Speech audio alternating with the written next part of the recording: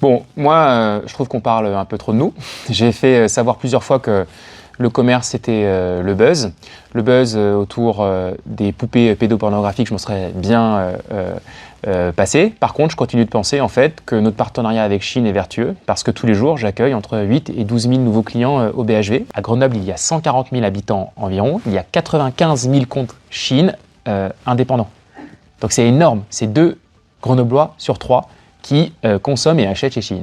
Je comprends totalement qu'il puisse y avoir des détracteurs. Moi, je n'aurais jamais, entre guillemets, pris le parti d'aller vendre une marque qui ne respecte pas les conditions de travail de certains de ses collaborateurs qui vendent des produits illicites.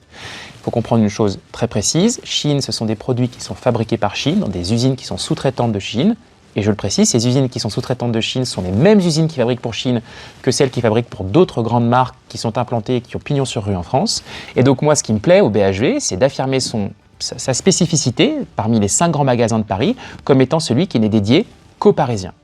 Et pour être dédié aux Parisiens, eh bien, il faut répondre à ce que sont réellement les envies et les besoins des Parisiens. Et les envies et les besoins du Parisien ne se limitent pas en fait à ce qu'est l'épicentre de la bien-pensance. Et ces mêmes clients qui prétendent boycotter le BHV sont ceux qui viennent et reviennent tous les jours. Et pour preuve, en fait, depuis l'ouverture de Shein, le magasin fait tous les jours entre plus 15 et plus 25% de fréquentation. Donc en tant que commerçant, je me réjouis jamais du départ d'une marque. Je me rappelle quand même que la vie d'un grand magasin, c'est des marques qui arrivent et des marques qui partent. Je pense que ces marques-là, en fait, qui ont voulu quitter le BHV, ont profiter de tout ce tapage médiatique pour sortir en prétextant parfois Shein, en prétextant parfois des délais de paiement qui sont trop longs, et c'est faux, j'en ai apporté plusieurs fois la preuve, en tout cas c'est faux avec ces marques-là, qui étaient des marques clés pour nous et avec lesquelles nous entretenions des relations franchement assez irréprochables.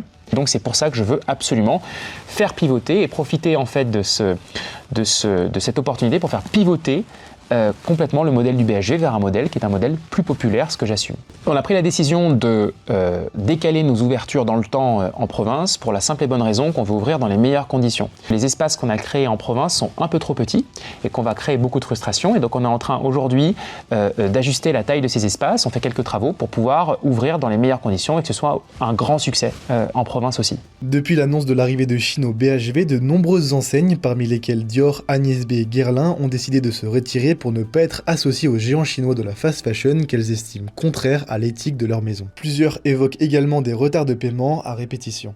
De leur côté, les Galeries Lafayette opposées à l'arrivée de Shein dans leurs magasins ont rompu leur contrat avec la SGM et changeront de nom.